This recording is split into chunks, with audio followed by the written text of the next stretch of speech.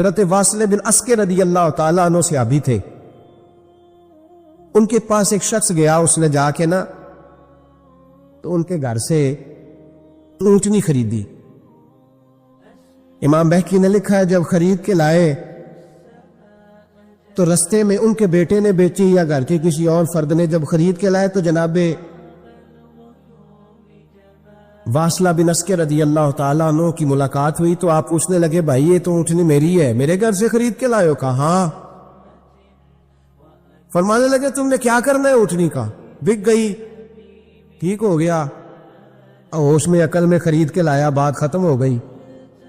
بلکہ ہم تو کہتے ہیں وہ لکھا ہوتا ہے دکانداروں نے خریدا ہوا مال واپس، واہ جی واہ، یہ کس کا فتویٰ ہے؟ یہ خریدا ہوا مال واپس کس کا فتویٰ ہے؟ یہ ساڈا اپنا کہنے نے ایڈا اوکھا تینوں مڑیا تو پھر لے کے آ گیا، ایڈیاں گلاں سنا کے ایڈا سیاح سیل مین سی، انہیں ترلے لینے ساتاری انہیں تعریف کی ہے، تو بڑا سونا لگے گا، پھر تیرے گلے میں ڈالا ہے بڑی مشکل سے، مڑا ہے تجھے اور تو پھر لے کے آ گیا، اور شام کو کہتا الحمدللہ میں نے بڑے پیسے کمائے، لا حول ولا قوت الا، سارا دن جھوٹ بولا، فریم کیا، اس پہ اللہ کا شکر ادا کرنا۔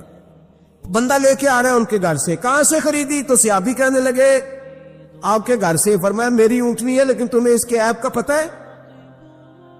او بھائی یہ دھرتی پہ بسنے والے لوگ تھے، یہ میرے نبی پاک کے تیار کیے ہوئے تھے، تمہیں پتہ ہے اس اونٹنی کے عیب کا؟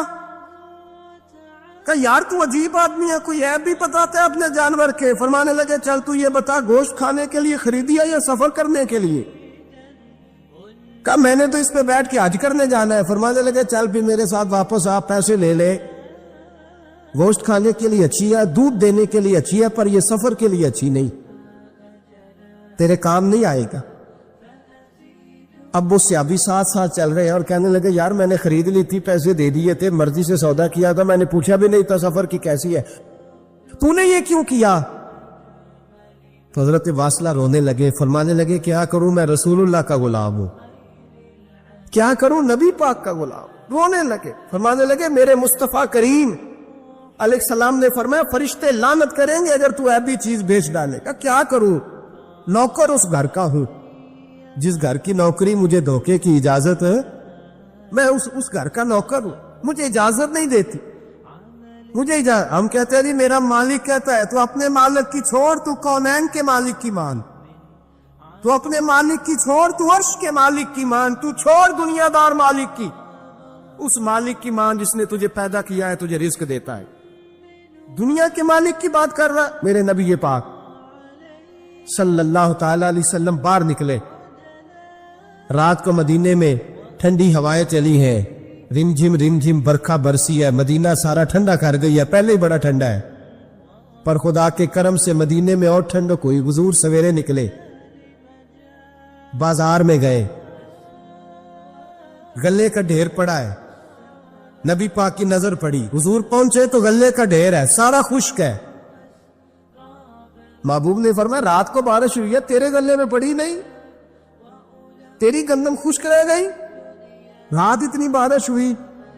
نبی پاک پردہ پوش ہے کہ نہیں؟ بولے سارے۔ میرے اعلیٰ حضرت فرماتے ہیں قیامت میں ہمارے عیب چھپیں گی تب جب مصطفیٰ اپنی چادر میں چھپائیں گے۔ وسعتیں دی ہیں خدا نے دامن محبوب کو، عیب کھلتے جائیں گے اور وہ چھپاتے جائیں گے۔ حضور پردہ پوش ہے نا، لیکن دھوکے باز کی نبی پاک پردہ پوشی نہیں کرتے، جو دھوکہ دے۔ اگرچہ اس صحابی کے بارے میں محدثین نے یہ لکھا ہے کہ وہ دھوکہ نہیں دینا چاہ رہے تھے، ان کو ابھی اس مسئلے کا پتہ ہی نہیں تھا، جب پتہ چلا تو پھر دوبارہ انہوں نے یہ کام نہ کیا۔ اللہ کے حبیب صلی اللہ علیہ وسلم پہنچے، فرمایا تیرے گلے پہ تیری گندم پہ بارش ہی نہیں ہوئی۔ حضور نے اپنی آستین کو چڑھایا، بازو اوپر کیا، اور حضور نے گلے کے اندر ہاتھ ڈالا، اندر سے جا کے حضور گیلی گندم اٹھا کے باہر لائے، اور نبی پاک صلی اللہ علیہ وسلم نے فرمایا یہ کیا ہے؟ جب ان کی گردن جھکی تو میرے مصطفیٰ نے فرمایا سنو، من غشا فلیس منا، جو دھوکہ دے میں اسے اپنی امت میں شامل نہیں کرتا۔ اور ہم میں سے نہیں ہے جو دھوکے دے، فریب کرے، مکر کرے، دجل کرے، فراڈ کرے، بے ایمانی کرے تھوڑے سے نفع کے لیے، تھوڑے سے۔ اب تو لوگ ہنستے ہیں، دھوکے پہ مسکرایا جاتا ہے۔ گوالے سے پوچھا، دودھ بیچنے والے سے، اور یہ صرف دودھ بیچنے والے کی بات نہیں، سب کا ہی رنگ نرالا ہے، سب کا ہی انداز نرالا، سب ہی تعریفیں کر رہے ہیں اپنے مال کی، سارے دو وہ گزر گئے لوگ۔ امام اعظم ابو حنیفہ رحمت اللہ علیہ، ذرا بادل ہوتے تھے تو کپڑے کی دکان تھی، بند کر دیتے تھے دکان، فرماتے تھے گاہک کو صحیح نظر نہیں آئے گا تو کہیں ایسی چیز نہ خرید کے لے جائے جس کی اسے پوری خبر نہ ہو۔ وہ گزر گیا زمانہ، اب تو اللہ معاف کرے، حالات اس قدر بگڑ گئے۔ دودھ بیچنے والے سے کہا جاتا ہے صاحب پانی بڑا ہے دودھ میں، کہتا ہے آج کل بھینسیں پانی زیادہ پیتی ہیں، گرمی بڑی سخت ہے، مذاق اڑاتا ہے۔ ایک چوری، اوپر سے اس کا اظہار اعلانیہ۔ میں نے ایسے لوگ بھی اپنے کانوں سے سنے ہیں جو گوالے سے کہہ رہے ہیں، دودھ بیچنے والے سے، صاحب اور یار پانی ڈالنا ہوتا ہے تو صاف تو ڈال لیا کر، تو گندی ندی کا پانی ڈال کے لے آتا ہے۔ کہتا ٹھیک ہے جناب، آج کے بعد شرم نہیں آتی یہ باتیں کرتے؟ خدا کی دھرتی پر کھڑے ہو کے اللہ کے قانون کو چیلنج کرتے ہیں لوگ، اعلانیہ گناہ کرتے ہیں، اعلانیہ سرعام، کوئی پوچھنے والا نہیں۔ حیا ختم ہو گئی، دل سے یہ سوچ ختم ہو گیا کہ ہم کیا گفتگو کر رہے۔ بڑے بڑے رنگ ہیں، بڑے بڑے انداز ہیں لوگوں کے۔ حضرت ابو ہریرہ رضی اللہ تعالیٰ عنہ کھڑے تھے تو ایک آدمی دودھ میں پانی ملا رہا تھا، حضرت ابو ہریرہ کی چیخیں نکل گئی، رو پڑے۔ لوگ کٹھے ہوئے کہنے لگے حضور آپ تو کیا ہوا؟ وہ پانی ملانے والا بھی آ گیا، حضور آپ کیوں رو رہے ہیں؟ فرمایا قیامت کے دن تجھے جو سزا ملے گی وہ سزا یاد کر کے میری آنکھوں میں آنسو آ گئے، تجھے جو سزا ملے گی میری آنکھوں میں آنسو آ گئے۔ حضور کیا سزا ملے گی؟ تو حضرت ابو ہریرہ رضی اللہ تعالیٰ عنہ فرماتے ہیں یہ دودھ رب تیرے سامنے رکھے گا اور تجھ سے اللہ فرمائے گا چل اس سے پانی علیحدہ کر، اللہ تجھے سزا دے گا۔ میں ایک شخص کی مثال دے رہا ہوں، لیکن اس سے مراد صرف گوالہ نہیں، یہ بات بڑی دور تک جاتی ہے، بڑی دور تک جاتی ہے، بڑی دور تک۔ یہاں جس کے ہاں سے دودھ خریدا جاتا ہے وہ تو جب بھینس کا دودھ دھونے لگتا ہے تو پہلے ہی پانی رکھ لیتا ہے، اللہ ماشاء اللہ۔ یہ کئی گھروں سے نقص واقعہ ہو کے آتا ہے، ایک جگہ پہ نہیں ہے، یہ بڑی دور تک حالات بگڑے ہوئے۔ حضرت ابو ہریرہ فرمانے لگے رب کریم قیامت کے دن تجھ سے فرمائے گا چل علیحدہ کر، دودھ سے پانی بتا کر لے گا؟ کہنے لگا حضور ڈالا تو جا سکتا ہے، نکالا نہیں جا سکتا۔ فرمانے لگے پھر تیرا دوزخ سے نکلنا بھی مشکل ہے، تو دے بچوں کو کما کے کھلا، موج کر۔ اب تو یہاں تک تماشا لگ گیا ہے، میں ایک رپورٹ پڑھ رہا تھا کراچی میں ایسی بھی دکانیں پکڑی گورنمنٹ نے کہ جہاں دودھ کے اندر کیمیکل ملایا جاتا ہے گاڑھا کرنے کے لیے، اور اس کیمیکل نقصان یہ ہے اس کیمیکل کا کہ وہ کینسر کا باعث بن جا۔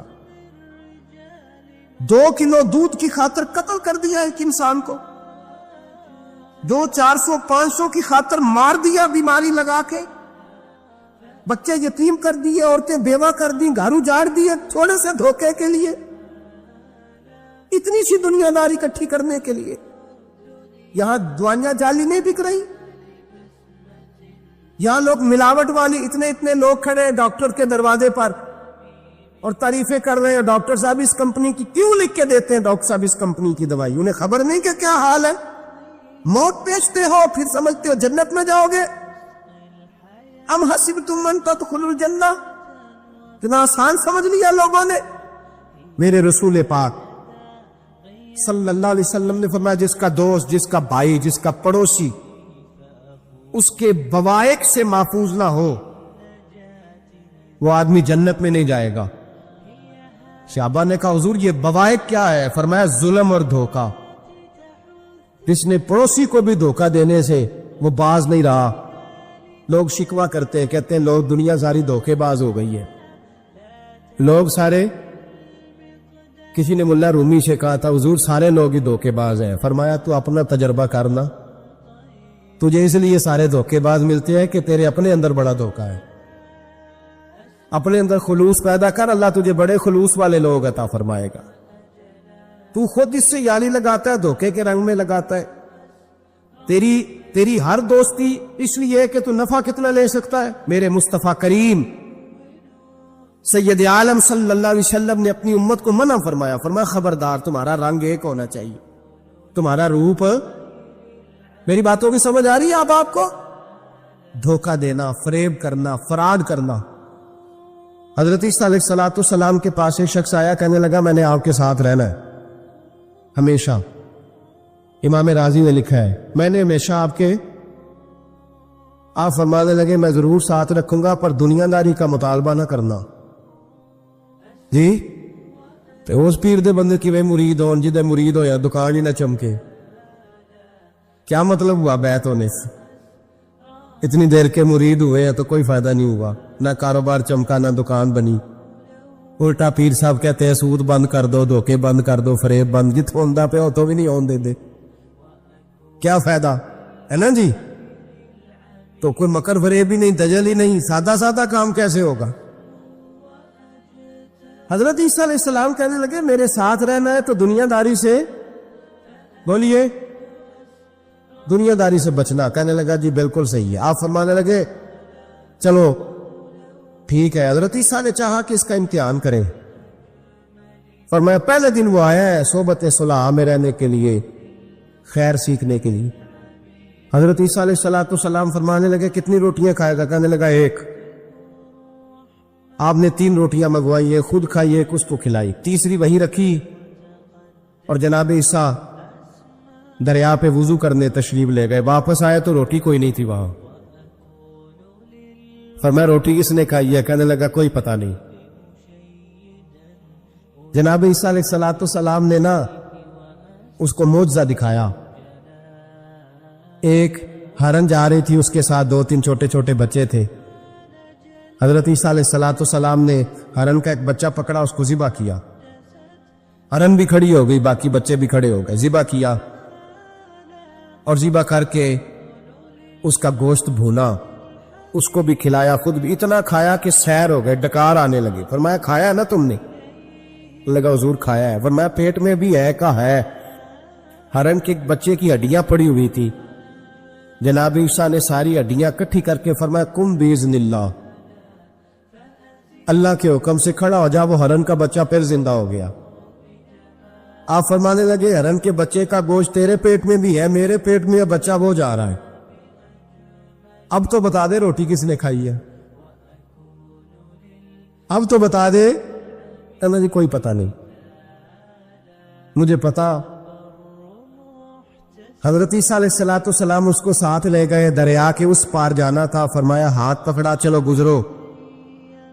دریا میں پیر رکھا، اس کا بھی اپنا بھی، کہنے لگا جی ڈوب جاؤں گا۔ فرمایا تو میرے ساتھ ہے، تجھے معجزہ دکھانا ہے، اللہ کی قدرت دکھانی ہے۔ پیر رکھا دریا میں، پیدل چلتے ہوئے دوسرے کنارے چلے گئے، کوئی ڈوبا نہیں، پیر بھیگا نہیں۔ فرمایا اتنی بڑی تو نے معجزہ دیکھا، اب تو بتا دے روٹی کس نے کھائی ہے؟ کہنے لگا جی پتا، مجھے خبر، حالانکہ سارا ہی پتا ہوتا ہے، پتا نہیں مجھے، بولے بن جاتے ہیں نا منٹ میں۔ حضرت عیسیٰ کہنے لگے میں اللہ کا پیغمبر ہوں، مجھے منوانا آتا ہے۔ دریا کے اس پار گئے تو ریت تھی، صحرا کا علاقہ تھا، جناب عیسیٰ نے ریت کٹھی کی، چھوٹی چھوٹی ڈھیریاں لگائیں، 3 ڈھیر ریت کے لگ گئے، 3 ڈھیر۔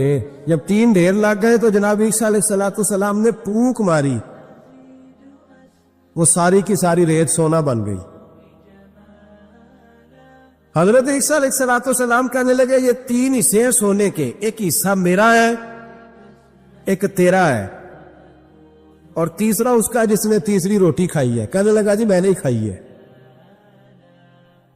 تیسرا حصہ اس کا جس نے تیسری روٹی کھائی۔ کہنے لگا جی روٹی، فوراً مان گیا، بے قدرہ کچھ قدر نہ جاتی، کیتی خوب تسلی ہو، اے دنیا دار پجاری زردے کتیاں دے گل ٹلی میں نہیں کھائی ہے۔ وہ میاں صاحب کمال کر گئے، وہ ایک شخص لے گیا میاں محمد بخش علیہ رحمہ کو تانگے پہ بٹھا کے کہنے لگا یہ پہلی بھی میری، وہ بھی میری، وہ باغ بھی میرا، یہ میرے چاچے کی، وہ میرے تائے کی، یہ میرے دادے کی، بڑے مالدار ہیں۔ آپ فرمانے لگے چل چھوڑ کوئی اور بات بھی کر۔ نہیں جی نہیں، وہ فلانی شے بھی میری۔ آپ فرمانے لگے یہ بتا تجھ سے پہلے کس کی تھی؟ کہنے لگا فلانے سے خریدی ہے۔ فرمایا اس سے پہلے کس کی تھی؟ چپ کر گیا۔ آپ فرمانے لگے دانش مندہ نہ کم نہ ہی دل دنیا نہ لانا، اس ووٹی کئی خامن کیتے، جو کیتا سو کھانا۔ چھوڑ اس کی بات نہ سنا، اس کا تو کبھی کوئی مالک ہوتا ہے کبھی کوئی ہوتا ہے۔ کہنے لگا جی میں نے ہی کھائی ہے روٹی۔ تو حضرت عیسیٰ کہنے لگے تو نے ظلم کیا، نبی کی صحبت پر تو نے ایک روٹی کو فوقیت دی، ایک روٹی، اور مجھے دھوکہ دیا اللہ کے پیغمبر کو۔ فرمایا جا میں نے مال کا کیا کرنا ہے، سارا ہی سونا تیرا ہے، 3 ڈھیریاں تو ہی رکھ لے۔ حضرت عیسیٰ کہہ کے گزرے تو پیچھے سے ڈاکو آ گئے، تلواریں ہاتھ میں، 2 ڈاکو، سونا پڑا ہوا دیکھا، کہنے لگے تیرا ہے؟ کہا میرا ہے۔ کہا اٹھ دوڑ جا تجھے قتل کر دیں گے۔ منت کرنے لگا، کہنے لگا یار اس طرح کرو نا، بانٹ کے کھاتے ہیں، بانٹ کے کھا لیتے۔ بات طے ہو گئی، ایک ایک ڈھیری کے مالک ہو گئے۔ اب وہ بات چیت ہونے لگی، نام پتہ واقفیت ہو گئی، تعارف ہو گیا۔ اب وہ جو 2 ڈاکو تھے ان کو وہ شخص کہنے لگا بھوک لگی ہے یار کو روٹی کھاؤ، کچھ پیسے دے کے ایک کو بھیجا۔ وہ جو 2 ڈاکو تھے ان میں سے جو کمزور تھا اس کو بھیجا کہ جاؤ کھانا لے کے آؤ۔ وہ کھانا لینے گیا تو پیچھے سے کہنے لگا تیرا رشتہ دار ہے؟ کہا نہیں۔ کو تعلق؟ کہنے لگا کوئی نہیں۔ آدھا حصہ کیوں دیتے ہو؟ کہنے لگے کمزور سا بندہ ہے، روٹی شوٹی لا دیتا ہے، میرے کام شام کرتا ہے، تو میں اس کو آدھا۔ اس نے کہا دفع کرو، چھوٹے چھوٹے کام کرتا ہے تم آدھا حصہ دیتے ہو، آتا ہے تو پکڑ کے قتل کر دیتے ہیں، سونا آدھا آدھا بانٹیں گے۔ ٹھیک ہو گیا جی۔ وہ جو روٹی لینے گیا تھا وہ بھی کہنے لگا مجھے تو نوکر سمجھا ہوا ہے نا، کھانے میں لاؤں، پانی میں لاؤں، بستر میں بچھاؤں، آج اتنا سونا ہاتھ آیا، بڑا ڈاکہ لگا، ان کو قتل کرتا ہوں نا دونوں کو تو سونا میں قبضے میں کرتا ہوں۔ اس نے بھی دھوکہ دینے کا ارادہ کیا، کھانے میں زہر ملایا۔ امام راضی فرماتے ہیں وہ زہر ملا کھانا لے کے پہنچا، روٹی رکھی تھی، ان دونوں نے یک بارگی حملہ کیا، اسے قتل کر دیا۔ قتل کر کے لاش دریا میں پھینکی، مست ہو کے کھانے لگے۔ جب سیر ہوئے تو پھر پیٹ کٹنے لگا، انتڑیاں ٹوٹنے لگی، ناک منہ کان ہر چیز سے خون نکلنے لگا، چیخے مارتے کوئی سارا سونا لے لے ہمیں بچا لے، سارا کچھ لے لے جان بخش دے، رونے لگے تڑپنے لگے، لیکن اب کوئی بچانے نہیں آیا، کوئی داد رسی کو نہ آیا۔ تینوں لاشیں ایک دریا میں، دوسری وہاں، مر گئے، مردہ ہو گئے۔ حضرت عیسیٰ علیہ السلام چند گھنٹوں کے بعد گزرے تو لوگوں نے کہا حضور یہ کیا ہے؟ فرمایا دنیا داری کا انجام، لالچ کا انجام، دھوکے کا انجام، فریب کا انجام۔ او بھائی بیماری لگ گئی سیٹھ صاحب کو، مالدار صاحب کو، چودھری صاحب بیمار ہو گئے، کروڑوں روپیہ پڑا تجوری میں، لیکن شفا کبھی خریدی نہیں جا سکتی۔ ساری زندگی شفا رہی اور اچانک پتہ چلا ہے کہ ذرا تھوڑی شوگر ہو گئی۔ اتنی مایوسی، جس نے ساری عمر شفائیں دی ہے۔ راضی رہنا چاہیے، اس کے کرم کی طرف توجہ، اس کی عطا کی طرف توجہ، اس کے فضل کی طرف ذہن۔ اپنے کریم رب کے ساتھ انسان کا اس طرح کا معاملہ کہ وہ کرم ہی کرے، وہ رحم ہی کرے گا، وہ عطائیں ہی فرمائے گا، اور کریم جب غالب آتا ہے نا تو کرم ہی کرتا ہے۔ بھائیوں یاد رکھیے گا اور سمجھیے گا، اپنی توجہ ہر وقت اپنے مالک کے کرم کی طرف رکھیں، ہر وقت اللہ کی عطا کی طرف۔ یہ جو مایوس لوگ پھرتے ہیں نا اور مایوس باتیں کرتے ہیں، اور یہ جو کہتے ہیں کہ میں بڑا تھک گیا ہوں اور میں بڑا تنگ آ گیا ہوں اور اب مجھے لگتا ہے کہ یہ چیزیں میرے کنٹرول میں نہیں آئیں گی، اور حضرت میں نے بڑی کوشش کی، جو قدم آگے لے جاتا ہوں وہی میرا پیچھے ہوتا ہے، اور بعض کہتے ہیں جی میرے ساتھ ہی ایسا کیوں ہوتا ہے، آخر میں ہی ساری زندگی اس طرح کیوں ہوں، فلاں جگہ بھی ناکام ہوا، فلاں جگہ بھی۔ او میرے بھائی، جس طرح کا انسان گمان کرتا ہے رب بھی اسی طرح کا معاملہ فرماتا ہے۔ تیری طبیعت ہی نہیں بن پا رہی کہ تو رحمت کی طرف متوجہ ہو، تیرا خیال ہی نہیں بن پا رہا کہ اس کے کرم اور عطا کی طرف تیرا دھیان جائے، تو نے اپنے اوپر مایوسیاں پوری طرح طاری کر لی ہے۔ بندہ مومن کبھی اپنے رب سے مایوس ہو سکتا؟ اس کی توجہ ہر وقت اس کے کرم کی طرف رہتی، اس کی توجہ ہر وقت اس کی عطا کی طرف رہتی۔ دیکھیں نا، بعض لوگوں پر یکدم کرم آیا، چھایا، صحابی رسول ہے، ولیوں سے، غوثوں سے، قطبوں سے، ابدالوں سے، تمام تابعین سے، محدثین سے، مفسرین سے افضل ہے، لیکن صحابی کتنی دیر کے ہیں؟ شاید 2 گھنٹے کے صحابی، 2 گھنٹے کے، ادھر آئے ہیں، ادھر کلمہ پڑھا ہے، ساتھ ہی جہاد کیا ہے، ساتھ ہی شہادت ملی ہے۔ صحابی 2 گھنٹوں کے، صحابی 2 گھنٹوں کے، لیکن تمام مفسرین، محدثین، اولیاء، صوفیاء کے امام ہے۔ کیوں؟ اس لیے کہ کرم کرنے والا کرم کرتا ہے، اس نے جاتے جاتے ایسا کرم کیا ہے کہ 2 گھنٹے کے اندر اٹھا کے امت کا امام بنا دیا ہے۔ یہ تو رحمت کی برکھا ہے، یہ کسی وقت بھی برس جائے گی، یہ تو کرم ہے۔ دیکھیں نا، ان لفظوں کا ذرا حسن دیکھیں، نبی کریم علیہ السلام فرماتے ہیں بندہ ساری زندگی جہنمیوں والے کام کرتا ہے، دوزخیوں والے کام کرتا ہے، سزا والے کام کرتا ہے، لیکن جاتے جاتے نا کوئی ایسا جملہ بول دیتا ہے آخر میں کہ اس کی ایک بات کی وجہ سے نا اللہ اس کے لیے جنت کا فیصلہ فرما دیتا ہے۔ ایک بہت بڑا ظالم گزرا ہے تاریخ اسلام میں، بڑا ظالم تھا، اس کا ظلم بہت زیادہ تھا، لیکن حضرت انس بن مالک فرمایا کرتے تھے یہ اس کی ایک بات بڑی مجھے عجیب لگتی ہے، اس نے آخر میں ایک جملہ کہا تھا، ظالم بڑا تھا، اس نے آخر میں ایک جملہ کہا تھا، اس نے کہا تھا مالک میں نے ظلم کیے پر میں شرمندہ بڑا ہوں، اور یہ لوگ مجھ سے کہتے ہیں کہ میرے گناہ تیری رحمت سے زیادہ ہیں، مجھے بتا میرے گناہ تیرے کرم سے زیادہ تو نہیں؟ حضرت انس بن مالک فرماتے اس کی بات سن کر میرے دل کو چوٹ لگی، مجھے یوں لگا اس نے منا لینا ہے رب کے کرم کو۔ او میرے بھائی، اللہ کی عطا سے زیادہ تو نہیں، اس کے فضل سے زیادہ تو نہیں۔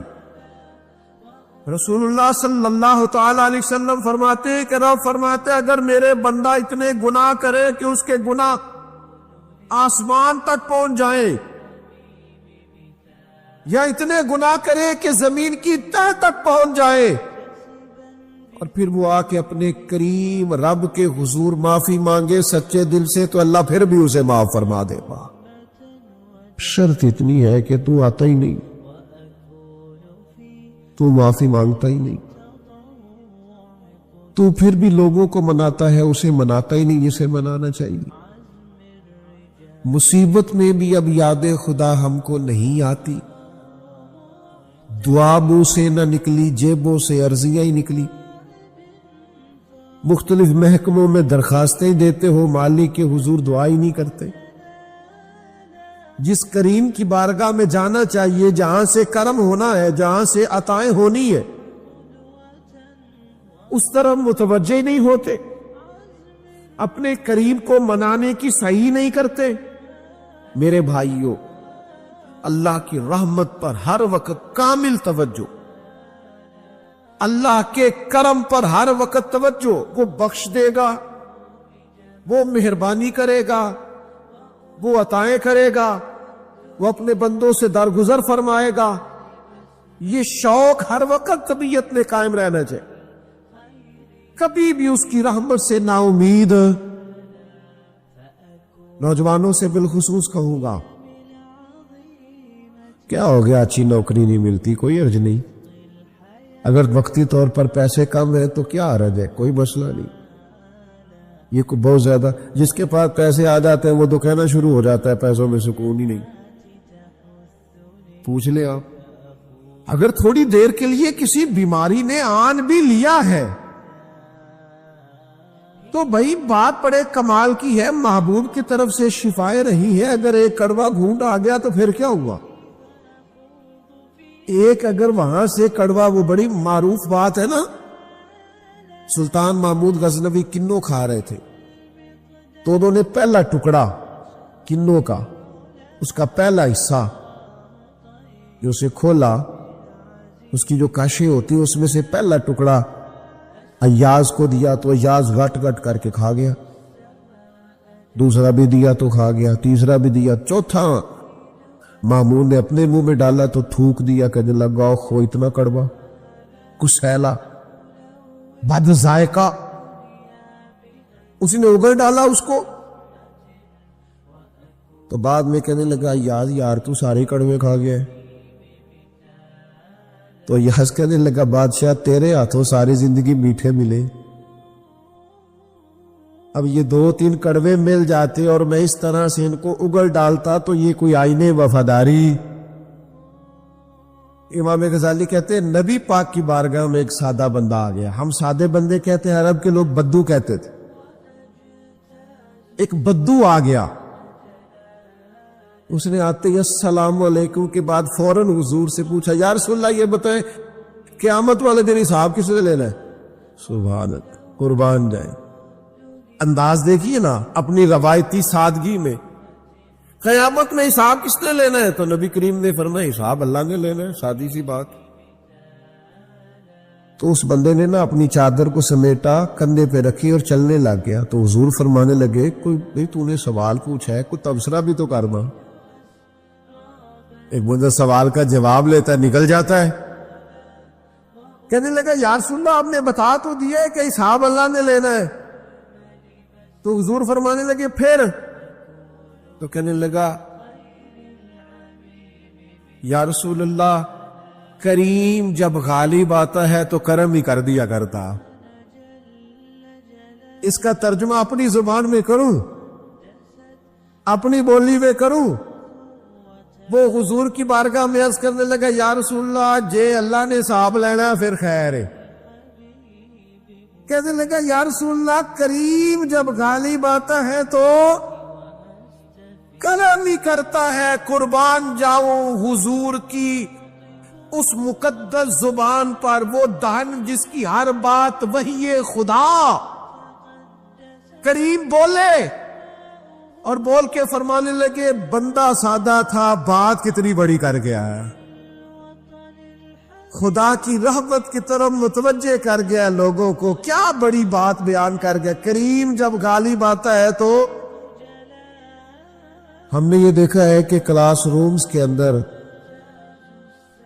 جو اساتذہ کچھ مزاج کے سخت ہوتے تھے، ان کے طلباء سے اگر کوئی کوتاہی کسی وقت سرزد ہو جاتی تو ان بچوں کا وجود گرمیوں میں بھی اس طرح کانپتا جیسے سردیوں کے ٹھٹھرتے موسم میں کانپتا ہے کہ مجھے اب سزا ملے گی۔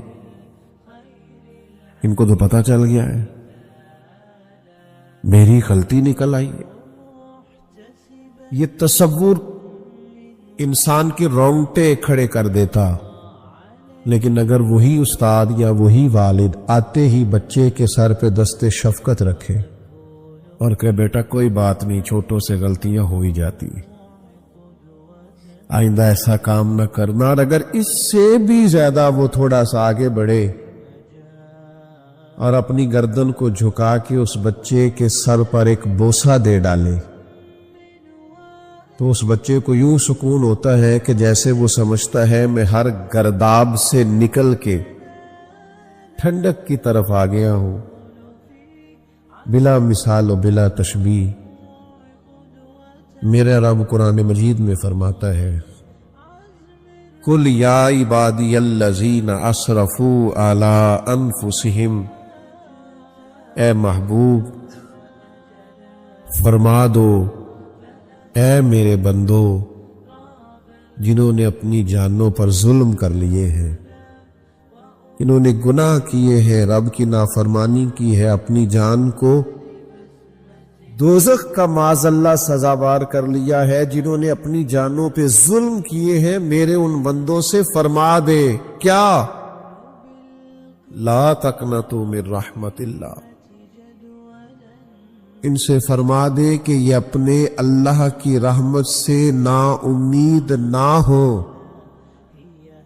یہ تھی معافی، اور وہ جو میں نے کہا نا ذرا گردن جھکائے اور پھر پیشانی بھی چوم لے، بلا مثال و بلا تشبیہ آگے فرما ان اللہ یغفر الذنوب جمیعا، یہ اس ہونے والی اس موجودہ غلطی کی ہی بات نہیں، بے شک اللہ سب گناہوں کو معاف فرما دے گا۔ تو مالک یہ ایک دفعہ ہی ہوگا، یہ آج ہی رحمت آئی ہے، یہ کسی ایک مخصوص وقت، ایک مخصوص موقع یا کسی مخصوص تاریخ کے لیے ایسا ہے؟ فرمایا نہیں، انہو هو الغفور الرحیم، اللہ ہے ہی بڑا بخشنے والا، رحمت فرمانے والا۔ یہ اس کریم کا ہمیشہ کا طریقہ ہے کہ وہ غفور بھی ہے اور وہ رحیم بھی ہے، معاف کر دیتا۔ اور ان اللہ یغفر الذنوب جمیعا، بے شک اللہ سب گناہوں کو معاف فرمائے گا۔ مجھے بتائیے، ہانپتے کانپتے لرزتے سہمے ڈرتے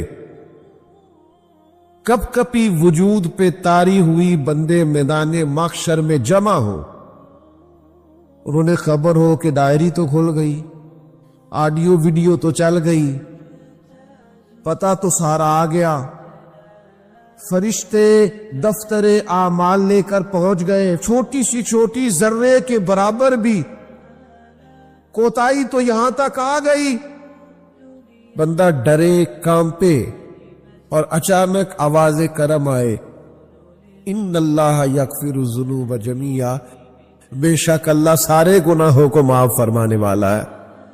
تو کیفیت کیا ہے، انداز کیا ہے؟ اس وقت انسان کے دل کو جو تسلی ہوتی ہے وہ تسلی کیا؟ ان اللہ یغفر الذنوب جمیعا، بے شک اللہ سب گناہوں کو بخش دیتا ہے۔ دوستو، شدید بے سکون، بے چین، مضطرب، الجھے خیالات، سخت بیمار، سخت کمزور، مالی مشکلات کا شکار لوگ، جسمانی بیماریوں سے لڑنے والے لوگ، اور رشتہ داروں اور احباب اور ان کی بے وفائیوں کا شکوہ کرنے والے لوگ، اگر ان ساری تکلیفوں سے نکلنا چاہے تو حل ایک ہی ہے، ادھر ادھر نہ دیکھے، اپنے رب کی رحمت کی طرف دیکھے۔ اس لیے اللہ تعالیٰ سمع عطا کرے اور اللہ تعالیٰ اس حاضری کو قبول فرمائے۔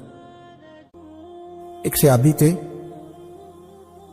حضرت فرقد ان کا نام تھا رضی اللہ تعالی، اور یہ وہ صحابی ہیں جنہوں نے حضرت عمر کے زمانے میں موصل کا علاقہ فتح کیا تھا، بڑے دلیر تھے، ان کی 4 بیویاں تھیں۔ وہ کہتے ہیں جب بھی یہ گھر میں آتے تو خوشبو اتنی اعلیٰ لگا کے آتے کہ ہم حیران ہو جاتی۔